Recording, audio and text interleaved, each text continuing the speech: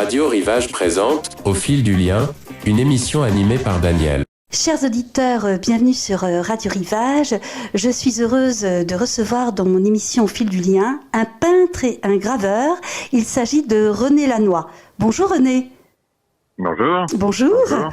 Alors Oui. je suis ravie de vous accueillir aujourd'hui. Alors vous êtes dans le Gard. Dites-nous Oui. dans quelle ville vous habitez René. Alors, je peux répondre que je suis dans le Haut-Gard. Comme ça, tout le monde croit que je suis dans le Sahara. En fait, je suis dans le haut du Gard, c'est-à-dire à côté d'Alès. Voilà, dans cette région d'Alès, Uzès et cette partie-là. Dans la plaine Cévenol, ce qu'on appelle la plaine Cévenol. D'accord. Voilà, au pied Et des Cévennes. quel temps fait-il aujourd'hui? Il fait toujours 30 degrés, il pleut jamais.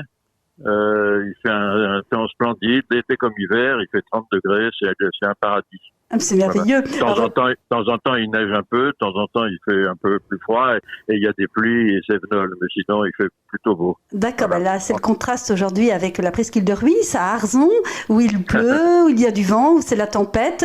Mais bon, chaque météo a ses charmes. Alors René, si Oui. je vous présente comme un peintre et un graveur, ça vous convient? Ah oui, bah, c'est ce que je fais. Voilà. Alors vous avez découvert la peinture à 17 ans chez un architecte, donc ça a été votre première rencontre avec l'art. Est-ce que vous pouvez expliquer aux auditeurs comment cette passion vous est venue? À l'époque de ma jeunesse, quand on était en vacances, on allait toujours travailler. On restait pas à rien faire pendant 3 mois. Et pendant 2 mois, mon père m'a mis chez un architecte pour travailler. J'ai donc travaillé 2 mois et à la fin des 2 mois, il a voulu me payer. J'ai refusé parce qu'à l'époque, ça se faisait pas. Et alors, il m'a offert une boîte de peinture et j'étais bien emmerdé parce que j'avais pas du tout la peinture. Et il a fallu que je me mette. Et puis au bout de 3 mois, il m'a dit alors, fais voir ce que tu as fait. Et j'ai été obligé de commencer. Et puis j'ai pu arrêter. Voilà. C'est comme ça. Et est-ce que vous vous souvenez de ce que vous aviez peint avec cette boîte à couleurs? Ah, le premier tableau, je me rappelle très bien, c'est l'église de Crécy-la-Chapelle en Seine-et-Marne. Oui. Avec un copain, on s'est mis sur le trottoir dans la rue et on avait un petit tableau et on a peint ce tableau comme on a pu. Voilà. Il n'était pas si mal. Et vous n'aviez jamais fait de croquis ou dessiné auparavant? Ah si, je dessinais beaucoup. J'aimais bien le dessin, mais j'avais horreur de la peinture. Je trouvais que c'était un truc trop lent, pénible. Voilà, c'était une espèce de chimie bizarre. Il ressortait toujours des trucs marronasses. Donc ça me plaisait pas. Voilà, mais j'ai été obligé de m'y mettre. Et puis après, j'ai fait beaucoup de copies de tableaux. C'est comme ça que j'ai vraiment appris la peinture avant de rentrer dans l'atelier de gravure. Ça, c'était plus tard. Voilà. D'accord. Et comme pour vous, comment on en arrive à créer, à avoir le désir finalement d'ajouter à la nature? Alors, en fait, c'est quoi créer, hein? Créer, Oui, c'est un peu oui, la question que je vous pose, effectivement. C'est quoi créer pour vous? Voilà. Créer, il y a deux façons, hein. Ou bien vous faites ce que les autres font et vous avez l'impression de créer. Si vous faites du Monet aujourd'hui, vous vous dites je vais faire un tableau. En fait, c'est pas ça la création, c'est apporter quelque chose qui dérange parce que c'est nouveau. Voilà, Oui. il n'y a pas de création sans apporter quelque chose de nouveau. Donc, si vous apportez quelque chose de nouveau, vous dérangez. Et voilà, vous faites une espèce de choc.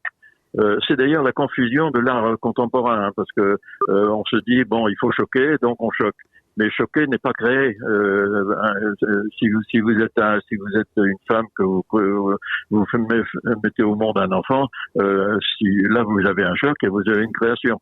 Mais Oui. si vous avez le choc et puis qu'il n'y a pas de bébé, voilà, c'est ça la peinture, l'art contemporain. Il y a pas de création. Donc la création, c'est quelque chose qu'il faut aller chercher en soi, qui est difficile. Il faut essayer de savoir ce qu'on est pour savoir ressortir ce qu'il y a à l'intérieur et ce que ne font pas les autres. Si vous faites un très beau tableau de la nature et qui ressemble à un Monet, c'est bien, mais ça n'a pas d'intérêt, vous voyez, parce que ça a déjà été fait. Ce qui est intéressant dans ce monde, c'est d'apporter quelque chose qui corresponde à ce que vous êtes. Vous êtes quelqu'un et apportez-nous ce que vous êtes, parce que si c'est pour faire ce que les autres font, bon, bah, ça n'a pas d'intérêt, quoi. Enfin, ça, si c'est bien fait, déjà, c'est déjà bien. Vous voyez, Oui. si vous savez bien peindre, si vous faites aussi bien que Monet, bon, ça c'est bien. Mais c'est Monet qui a créé son style. Ça sera pas vous. Voilà. Oui, vous voulez dire C'est ça qu'en la fait, création. la satisfaction pour quelqu'un qui peint, qui crée, c'est aussi d'être connecté à ses émotions et de proposer finalement un ressenti via son art. Est-ce que ça peut être ça aussi? Oui, je sais pas si c'est les mêmes mots que je prendrais, mais vous ne pouvez pas apporter quelque chose à la société si vous n'êtes pas vous-même. Oui. Ou alors vous êtes un interprète. La grande Oui. différence. Vous voyez, par exemple, on parlait de ce que j'ai fait. Bon, j'appartiens à une famille de musiciens, par exemple. Je me rappelle que j'avais un oncle qui était directeur d'un conservatoire. Oui. Et un jour, je vais les voir, et puis il y avait un trompettiste qui était là. On discute, on boit un coup, et puis on se retrouve 2-3 ans après dans une exposition à Milan. Moi, c'était le centre culturel à Milan qui m'exposait mon travail. Et puis je croise ce trompettiste dans les couloirs. Et je lui dis, qu'est-ce que tu fais là? Il me dit, je joue dans l'orchestre. Je lui dis, qui c'est qui paye tes frais? Alors il me dit, tout est payé, l'hôtel, le restaurant, tout ça. Alors que moi, en tant que créateur, même petit, tout était à ma charge. Vous voyez la différence de société. Le vrai créateur, finalement, même si je suis en bas de l'échelle, mais si le vrai créateur, lui, il a tout à charge et il est moins reconnu, si vous voulez, que celui qui interprète. Voilà. Si Johnny nous chante une chanson, si c'est une chanson qu'il a créée, c'est vraiment un créateur. Et si c'est une chanson qu'il a pris à un autre, alors ça devient un interprète. Et c'est pas la même chose. Voilà. D'accord. Donc en fait, vous nous dites qu'il faut passer aussi par certaines étapes, quoi. Qu'il faut effectivement être confronté aux difficultés, à quelque chose qui est un peu âpre, pour pouvoir se sentir en fait et être un créateur. Voilà, je ne sais pas si c'est des difficultés, mais une route, il y a une route à prendre. Alors il y en a qui deviennent des grands créateurs à 20 ans, comme Rimbaud, et puis il y en a qui le deviennent à 60 ans. Moi, j'ai été très longtemps à faire des petits tableaux, des reproductions, enfin même si c'était des choses personnelles, ça n'était pas de la création. La création, c'est quelque chose qui vient, qui dérange. Oui. Et c'est ça la difficulté pour le grand public, c'est de juger quelque chose de nouveau qui le dérange. En général, il le refoule. Oui. Picasso, il a mis 40 ans pour sortir parce que beaucoup de gens, même encore maintenant, il y a des gens qui comprennent pas Picasso, qui l'aiment pas. Si on prend Stravinsky, par exemple, le Sacre du printemps, c'est un truc qui a pas été accepté du tout. Je me rappelle à la radio, j'avais écouté une fois un morceau d'Edgar Varèse, qui est un très bon musicien, qui est mort maintenant, je crois. J'entendais la salle qui sifflait. Ils imitaient le cocorico. Donc ça dérange. Mais après, avec le recul, alors ce qui est la difficulté, c'est de voir qu'est-ce qui est vraiment bon dans le choc, ce qui est vrai, l'enfant, le vrai enfant, et puis le tas de merde qu'on voit dans les musées maintenant, avec les fiacres, les fracs, les proutes, tous ces trucs-là, qui font que les gens savent plus où ils en sont. Voilà. Oui, d'accord. Donc en fait, c'est vrai que en fait, vous nous parlez aussi de prise de conscience en fait du public, des choses qui dérangent, parce que parfois, ce qui dérange, c'est parce que les personnes soit ne comprennent pas, le public notamment, mais en même temps, ça peut être des révélations. Il faut du temps. Des révélations, en fait. Il faut du temps pour pouvoir être compris. Alors, je crois, il faut du temps. Je crois quand même que il y a moi, par exemple, je suis capable de voir si une œuvre est bonne ou pas bonne, si c'est une nouvelle, parce que je vis là-dedans tout le temps. Donc, j'ai une espèce de sensibilité à ça. Il y a des amateurs d'art qui le sentent aussi. Vous voyez, mais le grand public ne sent pas. Le grand public, on lui fait voir un truc, un tas de sable dans un musée, on lui dit ça vaut 20 millions. Ah, il dit, ah bon, si ça vaut 20 millions, c'est que c'est bien. Mais non, c'est de la merde quand même. Vous voyez? Donc, il faut arriver à décanter tout ça, et ça, c'est une culture. Voilà, on n'arrive pas. Je sais plus qui disait, on n'apprend pas le chinois en 5 minutes. Il faut l'apprendre, il faut du temps pour apprendre le chinois. C'est ça l'art, vous voyez. Donc, il y a celui qui pratique l'art et qui n'a pas encore la maturité pour comprendre, et puis il y a celui qui ne pratique pas, qui voit ça de l'extérieur et qui préfère regarder ou les Marseillais à la télévision, voilà. D'accord. Alors, votre réflexion m'amène à vous poser une question. Est-ce que c'est plus difficile de sensibiliser le public à l'art face aux technologies et notamment aux images qui circulent sur tous les supports techniques et technologiques d'aujourd'hui? Qu'est-ce que vous en pensez? Alors moi, je crois que tout est fait pour qu'ils comprennent rien, le public. C'est pas possible à mon avis, ça serait assez facile d'éduquer le public. Il suffirait de lui dire de lire 20 ou 30 ou 50 livres. Oui. Déjà, il lirait Homère, il lirait, je sais pas, vous voyez, ou Jean Telet d'aujourd'hui qui vient de mourir, ou des choses comme ça, qui lui apprendra, lui ouvrirait l'esprit. Alors que là, tout est fait pour que le public ne comprenne rien, qu'il s'amuse avec des jeux dans l'arène, et puis qu'il vote comme on veut qu'il vote. Voilà, c'est tout. Donc vous pensez que le retour au grand texte, au passé, est très important pour pouvoir finalement, si on peut dire, comprendre l'art, même si je ne sais pas si l'expression est correcte de vous dire comprendre l'art. Est-ce qu'il faut forcément une démarche pour comprendre l'art?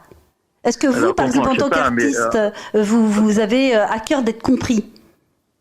Alors, compris, je ne sais pas, mais en tout cas, être sensible. Oui. Voyez, ressentir une émotion. Oui. Par exemple, quelqu'un voit un tableau, il dit « Oh, c'est beau, ça me plairait », peut-être c'est très mauvais. Alors, il faudrait lui expliquer pourquoi il est mauvais, et s'il le trouve beau, il peut alors lui expliquer, bon, il a peut-être un sens de l'art, il peut peut-être comprendre les choses, voilà.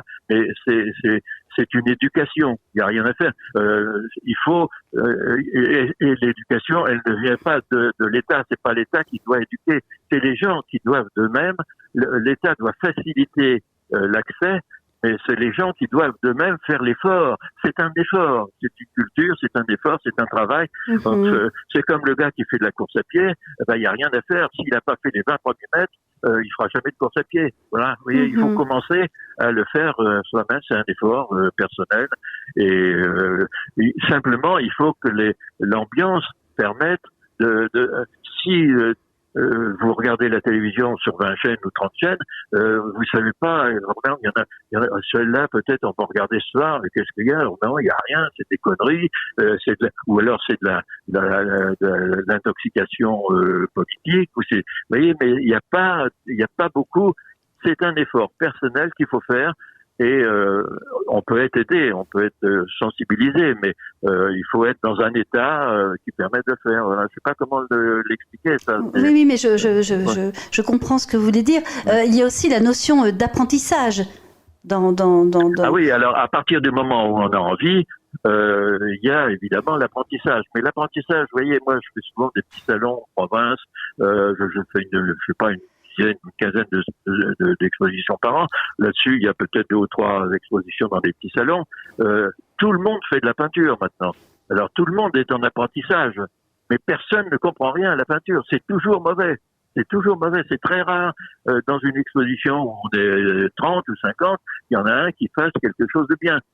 C'est souvent. Alors après, si on lui explique, il dit ah oui, je n'avais pas pensé à ça, oui, voilà, oui, d'accord. Alors là, c'est un effort, vous voyez, c'est comme la lecture. Si vous lisez, je suis en train de finir un bouquin de Jacqueline de Romilly qui s'appelle Pourquoi la Grèce. C'est fantastique, c'est un bouquin qui fait 100 pages, mais je l'ai relu plusieurs fois parce que j'apprends à chaque ligne quelque chose de nouveau. Oui. Ouais. Et les gens, s'ils peuvent seulement apprendre à lire simplement, c'est la première chose à faire. Après, ils s'ouvrent à tout, à la musique, à la littérature, le besoin de lire. Voilà. Alors, faudrait-il encore que nous soyons dans une société qui finalement stimule, si vous voulez, la lecture, la contemplation, voilà. Même s'il ne faut pas généraliser, et qu'il y a encore beaucoup de personnes qui aiment lire, qui aiment aussi se plonger dans les textes anciens. Mais je voudrais revenir sur ce que vous veniez de nous dire. Dans une exposition, vous nous dites, voilà, souvent, il y a très peu qui finalement font, entre guillemets, un bon travail. Est-ce que vous parlez également de la technique par rapport à la peinture? Est-ce que vous nous dites, par exemple, dans l'exposition, oui, sur la technique, il y a très peu d'artistes à finalement être exigeants avec la technique. Est-ce que c'est un critère pour vous qui, entre guillemets, vous saute aux yeux? Alors, je vais vous dire, reprenons autrement. Pour juger une œuvre, si elle est bonne ou pas bonne, il y a quelques critères qui sont toujours les mêmes depuis des siècles et des siècles. Voilà, il y en a pas beaucoup. À mon avis, il y en a au moins 3. Voilà, je vais vous dire les 3. D'abord, la technique. Voilà, il faut maîtriser la technique. Celui qui va construire un mur, s'il mélange du ciment et du plâtre, son mur il va pas tenir. Oui. Voilà. S'il fait de la peinture et qu'il mélange des chromes, des cadmiums et tout ça, qui mélange, il va avoir des peintures qui vont devenir marronasses, qui vont pas être belles. Si vous regardez les primitifs flamands, vous voyez, c'est des couleurs extraordinaires, elles ont 5 siècles. Voilà, si vous regardez, enfin les grands peintres, ils ont des couleurs qui sont les mêmes il y a 500 ans ou il y a 300 ans et aujourd'hui. Et puis, alors, si vous avez maîtrisé la technique, il faut apprendre à la voir au moins, comprendre. Mais ça s'apprend, il n'y a rien à faire. Le maçon, il apprend son boulot. Le graveur, il est obligé d'apprendre les bains d'acide. On peut pas graver sans avoir appris comment on fait des creux dans le cuivre. Voilà, donc ça, c'est la technique. Ensuite, il faut, comment dirais-je, savoir composer son travail. Je veux dire que par exemple, si Brassens il fait une chanson, eh ben Brassens il va pas mettre une ligne de plus. S'il met des mots en plus, ça sera des répétitions, ça sert à rien. Casse la figure. Une chanson, c'est un tout. Vous écoutez Edith Piaf, elle a fait une chanson, il y a tant de couplets, c'est une merveille. Voilà. Donc une œuvre, quelle qu'elle soit, même une façade. Vous regardez une façade italienne, il n'y a pas 20 mètres en trop. Il y a une certaine longueur qui correspond à la hauteur et qui correspond au nombre d'or. Il y en a qui font ça un peu d'instinct, mais voilà, il y a un équilibre dans la composition qui fait qu'à la fin de l'œuvre, on ne puisse ni retirer ni rajouter quelque chose sans que l'œuvre se casse la gueule. Et vous rajoutez une phrase, un couplet de je sais pas qui, enfin bon bref, un auteur quelconque, eh bien l'œuvre ne tient plus. Voilà, oui, en fait, vous nous parlez de méthodologie. Voilà, c'est ça, c'est la méthode qu'il faut maîtriser. Voilà. D'accord. Et alors la troisième chose, à mon avis, elle est très importante, c'est un peu ce qu'on disait tout à l'heure, c'est-à-dire qu'il faut être de son temps. C'est-à-dire que l'artiste doit voir les choses de son temps. L'artiste est quelqu'un qui plonge, c'est une espèce de regard qui voit un peu plus loin que les autres, parce qu'il a appris, parce qu'il a une façon de regarder en lui, et il doit être de son temps. Encore une fois, si on revient au Monet, il y a un tableau de Monet que j'adore qui s'appelle La Pie, qui est une fille au milieu d'un tableau tout plein de neige avec des roses, des bleus, c'est extraordinaire. Eh bien, si aujourd'hui un gars fait La Pie, ça n'a pas d'intérêt. Vous voyez, parce que ça a déjà été fait. Mais si ce type est de son temps, c'est-à-dire qu'il raconte la société que l'on voit aujourd'hui, le chanteur dont je me rappelle plus, c'est Souchon. Souchon, il raconte Foule sentimentale. C'est une merveille comme chanson. Il décrit la société telle qu'elle est. Et voilà, ça, c'est un regard sur la société. C'est ce qu'on demande aux artistes. L'artiste doit voir avant les autres, parce qu'il a une sensibilité aiguisée pour comprendre mieux que les autres. Et après, les autres suivent et comprennent ce que l'artiste a voulu dire. Stravinsky, sans doute, il n'a pas dû être compris tout de suite. Voilà. Oui, alors en fait, vous nous parlez de vision et de l'artiste et d'entrer en résonance avec la société actuelle. Oui, voilà. Oui, voilà, pour instaurer un dialogue à travers son art. Voilà, exactement. Alors, en ce sens, j'ai une autre question qui me vient à l'esprit, René. Est-ce qu'on peut dire que l'art doit être forcément engagé ?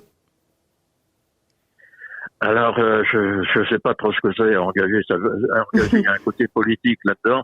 Peut-être, oui. Oui, et social aussi. Social, voilà, c'est ça. Il est, à mon avis, il est obligatoirement engagé puisqu'il voit les choses. Vous voyez, c'est une façon de s'engager, mais il le fait pas. Il fait pas ça pour s'engager. Il fait ça parce qu'il voit les choses et il les dit. Voilà. Ses idées. Le problème de l'artiste, c'est de pouvoir transformer ses idées en images ou en mots pour un chanteur et ou en sculpture. Hein. Et il a des idées, il faut qu'il les transforme en images. Voilà, c'est pas facile. Et bon, voilà, mais il y en a qui y arrivent, et puis on n'y arrive pas tout le temps, souvent, très souvent. on fait des trucs qui n'ont pas un intérêt. Bon, Oui. sur 10 heures, vous en avez 5 qui sont bonnes, et puis il y en a 5 qui sont pas bonnes. Voilà. Bon, D'accord. c'est comme Est-ce ça. qu'un artiste peut avoir, de votre point de vue, un regard objectif sur ses créations? Ah oui, ça je sais pas. Alors là, je sais pas. Je pense que si ça répond aux critères, alors d'abord, il est capable de juger si sa technique est bonne. Oui, Ça, déjà. d'accord, oui, de la technique, Sinon, il ne oui. sait pas l'utiliser. Mhm. Il est capable de juger si sa composition est bonne. Oui, Voilà. Le Parthénon, c'est une merveille. Bon, enfin, peu importe. Il est capable de juger la composition. Et il est capable de savoir s'il est de son temps. C'est-à-dire qu'il voit les choses. Il se dit, moi, quand je vois l'Europe et la France dans laquelle elle est, je me dis, mais quelle catastrophe, où on est, où on va, on s'effondre de partout, on est bouffé au mythe de partout. Bon, ça, c'est et j'essaie de le transformer dans mon travail, dans la gravure notamment, qui est plutôt un truc. Avec la peinture, on peut raconter des femmes nues, si vous voulez, mais dans la gravure, c'est plus quelque chose d'acide, de satirique, d'agressif. oui. Et parfois, certaines de vos gravures que nous voyons publiées sur Facebook, en tout cas moi, m'apparaissent assez iconoclastes. Oui, c'est-à-dire que oui, si on casse les vitres de ce qui existe, oui, mais c'est une façon de créer. Oui, bien c'est sûr, une façon de dire des choses nouvelles. Oui, oui. Vous voyez, oui. Vous nous dites satirique, si oui, vous nous dites satirique, oui, ça très, très certainement, mais iconoclaste quand même. Vous êtes assez, vous aimez, je pense, vous aimez la provocation dans son angle littéraire. Ah non, j'aime pas la provocation. Vous nous dites, je n'aime pas la provocation, mais quand on voit certaines de vos gravures et peintures, il y a, je dirais, une provocation qui semble vous amuser. Et vous n'en êtes pas conscient. Non, parce que je le fais pas pour provoquer. Ah, j'ai pas dit ça, mais quand on regarde certaines de vos créations, ça, comment dire, c'est un ressenti qu'on peut effectivement avoir. Ça va aussi avec des notions d'être iconoclaste, d'être satirique. Ça provoque indirectement l'ordre établi. Oui, je suis peut-être pas satirique, je suis plutôt sarcastique. Vous voyez, je suis assez, je suis pas assez gentil avec enfin, je sais pas comment dire ça, mais bien sûr, on peut voir ça comme iconoclaste. D'ailleurs, ça serait plutôt un compliment. Ah oui, ça voudrait dire que je casse les choses. Mais et d'ailleurs, quand les gens voient mon travail et puis que dans une exposition, puis des fois, bon, il faut que je leur explique, ça m'ennuie, mais bon, on m'appelle, on me dit, viens expliquer ton truc, alors bon, voilà, j'explique. Et là, les gens, ils sont très intéressés. Et ça me fait plaisir. Une fois, j'ai fini, j'ai dit, bon, je suis content d'avoir expliqué parce que les gens, ils comprennent rien. Et après, ils ont compris et ils ont appris quelque chose. Vous voyez, ils ont appris un peu ce que j'étais, mais ce que j'ai voulu dire. Oui. Donc, on revient au début de notre entretien, c'est que en fait, c'est important d'être compris. Ah oui, bien sûr. Si on est compris, ça veut dire que la personne en face, elle est rentrée un peu dans la création. C'est ça. Donc c'est pas rien. Elle a fait l'effort de comprendre. Voilà, c'est pas facile. Voilà. Non, effectivement. C'est comme vous lisez un poème, moi j'ai lu plusieurs fois Rimbaud. La première fois que j'ai lu Rimbaud, j'ai lu ça d'une traite. C'était facile, j'ai tout compris. Et depuis que je relis Rimbaud, je ne comprends plus rien, j'arrive plus à le comprendre. Donc il y a un moment de grâce aussi où vous arrivez à comprendre, et puis d'autres où vous n'arrivez pas à comprendre. Vous êtes ouvert, vous êtes fermé, voilà. Il y a des gens qui sont complètement obtus. Vraiment. Est-ce que ça correspond aussi également à des périodes de notre vie ? C'est-à-dire qu'il y a des choses qu'on comprend instinctivement quand on est peut-être plus jeune, et après, on est davantage dans une réflexion plus approfondie, avec d'autres recherches, d'autres centres d'intérêt. Est-ce que vous, René, vous avez conscience, non pas d'avoir changé, ça très certainement, parce qu'on change évidemment tout au long de notre vie, mais qu'il y a des choses justement que vous ne comprenez plus ou que vous ne souhaitez plus comprendre, et que finalement vous voulez mettre de côté pour apprendre autre chose? Je ne sais pas trop comment ça évolue tout ça, parce que je considère que quand j'ai peint, je suis assez vieux maintenant, quand j'ai peint, disons que les 20 premières années, c'était plutôt mauvais. Voilà, je savais pas maîtriser mon truc, et je savais pas comment, et je croyais que j'étais bon. Et puis plus je vais, maintenant je crois que je suis bon techniquement, je crois, mais il faudrait 20 ans de plus pour arriver à finir ce que j'ai à dire. malheureusement, j'ai plus beaucoup, mais sinon, ça serait. Et je crois que maintenant, je commence. Mais par contre, il y en a d'autres qui, à 20 ans, je l'ai dit, Rimbaud a été une exception, voilà. Est-ce que c'est l'évolution normale? Est-ce que après il a été nul d'ailleurs à la fin, hein, il n'était plus rien, Rimbaud. Donc est-ce que c'est comment on évolue? Je sais pas. Je laisse ça aux autres, si vous voulez. Moi, je cherche à voir ce qu'il y a. Et pour le traduire en images. Par exemple, vous voyez, ce que je disais tout à l'heure, je trouve que la France est dans un état minable. Je suis en train de faire une gravure, elle est devant moi. J'ai beaucoup de mal d'ailleurs, j'y arrive pas. Bon, ça fait un certain temps que je travaille dessus. Qu'est-ce que c'est que cette gravure? J'ai dessiné la France et j'ai dessiné tout autour des chiens qui aboient, qui la bouffent. Et bon, le titre de cette gravure, c'est qui sont derrière les chiens. Parce que les chiens, ceux qui sont derrière les chiens qui sont sur la gravure, on les voit pas. Il y a des gens qui, voilà, c'est ça. Donc mon engagement, si vous voulez, ma façon de voir. Et ce que je dis là, je l'aurais pas dit il y a 20 ans. Voilà, sûr que j'aurais été beaucoup plus influencé parce que les autres disaient. J'aurais écouté ce qu'ils disaient. Parce que maintenant, j'essaie de voir ce qu'il y a derrière, par exemple l'affaire de l'Ukraine et puis de la Russie. J'essaie de voir vraiment quels sont les mensonges, qui dit la vérité. Et ça, il y a très peu d'endroits où on peut le savoir. Il y a une ou deux radios qui arrivent à dire des choses, mais il y a très peu de personnes qui disent dans leur interview ce qu'on essaie de savoir. Le reste, c'est du prêchi-prêcha, c'est du gros mensonge. Voilà. Donc par conséquent, l'art pour vous est un espace bien sûr de liberté et aussi pour vous aussi une manière on peut dire de transmettre un message qui vous tient à cœur.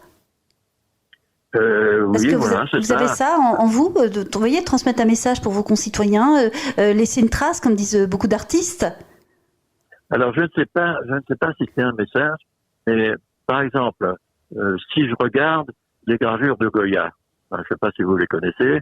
J'en ai vu quelques-unes. Les caprices ou des astres de la guerre. Il raconte des choses abominables. Mais alors est-ce qu'il a voulu envoyer un message?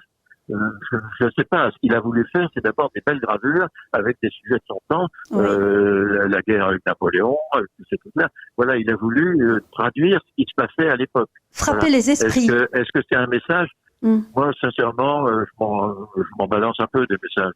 Mais si je vous propose l'expression frapper les esprits, est-ce que ça, c'est une expression qui vous convient? Oui, mais je le fais pas. Je le fais pas pour ça. Non, bien sûr, mais indirectement, non. Bien sûr, peut-être l'artiste n'est pas dans cette démarche, mais nous, public qui contemplons, qui ressentons les différentes œuvres que nous pouvons être amenés à découvrir ou à redécouvrir, c'est l'essentiel. C'est notre dialogue avec les artistes, c'est le ressenti. Oui, voilà, on peut. On peut le ressentir comme ça. On peut le ressentir ainsi. Je vois pas comment on peut le ressentir autrement, d'ailleurs. Alors, on pourrait le ressentir autrement si la démarche est d'intellectualiser une œuvre d'art. Mais c'est pas le propos. Attendez, je veux dire, ça pourrait être le cas si on intellectualise l'œuvre d'art, alors que là, il s'agit seulement de ressentir. Vous voyez, une différence entre ressentir, parler d'une œuvre d'art, et puis l'analyser comme le font les critiques d'art. Vous voyez, en perdant un peu des fois de l'impact. Pour ce que racontent les critiques d'art, alors là, je pense qu'il en reste d'ailleurs, parce qu'il n'y en a plus des critiques d'art. Baudelaire était un critique d'art extraordinaire. Il décrivait les peintures d'une façon, c'était le plus grand des critiques d'art. Mais dans les critiques d'art d'aujourd'hui, j'en connais pas. Alors, vraiment, peut-être qu'il y en a qui vivent. Ils vivent aux frais de l'État, sans doute, hein, mais j'en connais pas. Pour critiquer ce qu'on voit maintenant dans les musées, j'étais l'autre jour dans un musée à Bruxelles où on voit des planches avec des tubes au néon. On n'a pas besoin on passe. L'avantage des mauvaises expositions, c'est que vous passez pas beaucoup de temps, ça va vite. Ouais. Quand vous arrivez dans une exposition, et puis que les œuvres sont grandes, qualité, vous passez beaucoup de temps. Voilà. Et sinon, voilà, vous gagnez du temps. Voilà. Alors, donc, j'ai une question maintenant à vous poser, que je pose à tous mes invités au cours de cette interview. Je vous donne une carte blanche, René, pour nous parler, voyez, d'un thème, d'un sujet qui vous tient particulièrement à cœur, qui n'a peut-être pas de lien avec votre activité d'artiste. Est-ce que vous pouvez nous donner le contenu de cette carte blanche à nos auditeurs? Alors, oui, je vais vous donner une carte blanche. Je vais vous dire, je vais vous raconter une histoire, peut-être deux d'ailleurs. Voilà. Je fais du vélo. Oui. Hein, et je montais il y a pas longtemps une côte. Et puis, il y a un petit jeune qui arrive à ma hauteur. Et souvent, quand les cyclistes se rattrapent comme ça, pendant 300 mètres, ils discutent. Alors, il me parle surtout beaucoup d'écologie. Il me dit, oh, j'ai un vélo formidable, il est en ceci, il est en cela, et puis faire du vélo, c'est pas faire de la voiture. Enfin, il me donne une leçon d'écologie. Oui. Bon. Et puis, d'un seul coup, il se met à pleuvoir quelques gouttes. Alors, moi, je regarde le ciel, je vois qu'il y a un petit nuage, grand comme, je sais pas, une assiette, et puis, je sais que ça va s'arrêter tout de suite. Et puis, lui s'est arrêté. Et il revient à ma hauteur, il a mis un caouet. Donc le caouet, vous voyez, c'est fait avec du pétrole, d'accord? Et puis il me dit, d'après mon appli, ça va pas durer longtemps. Vous voyez? Alors l'appli, c'est les data centers. Vous voyez? Alors pour un écolo, excusez-moi, j'étais beaucoup plus écolo que lui. Ça, vous lui avez fait ce retour à cette personne de ce que vous pensez? Vous lui avez dit pour un écolo Ah non, parce qu'après il est parti comme une flèche. Un écolo pressé, alors? Oui, mais en plus, il montait une côte en danseuse. Vous voyez, moi, je peux plus monter en danseuse. Bon, alors, ça, c'est une histoire. Mais je vais vous raconter une autre histoire, une troisième, vous allez voir. La deuxième histoire, j'étais l'autre jour sur les bords de la Seine. Oui. Et il passe une péniche chargée de sable, vraiment remplie à ras-bord. Et l'eau de la Seine passait au-dessus de la poupe, vraiment à remplir en plus la péniche. Et il tombait une pluie, des cordes énormes, enfin une pluie intense. Et je me suis dit, mais mon Dieu, l'eau va alourdir le sable et la péniche va couler. Oui. Alors je me suis dit, il y a deux façons de gérer la chose. Ou bien on est un mec normal, équilibré, avec beaucoup de bon sens paysan, et on dit, bon, allez, on va mettre une bâche au-dessus, ça va protéger le sable, on arrivera à temps pour livrer le sable, le client sera content, et puis on n'augmentera pas beaucoup le prix du sable. D'accord? Et puis il y a l'autre façon, la façon actuelle. Alors la façon actuelle, c'est bon, il pleut. Alors on va se réunir, il faut qu'on en parle, et puis on fait une réunion, on est 3, on est 5, on est 10, et puis on convoque un expert, et puis l'expert il dit je sais pas trop, on va voir. Alors il prend un autre expert, et puis l'expert il dit mais il y a qu'une solution, c'est de faire des trous dans le fond de la péniche. Vous voyez?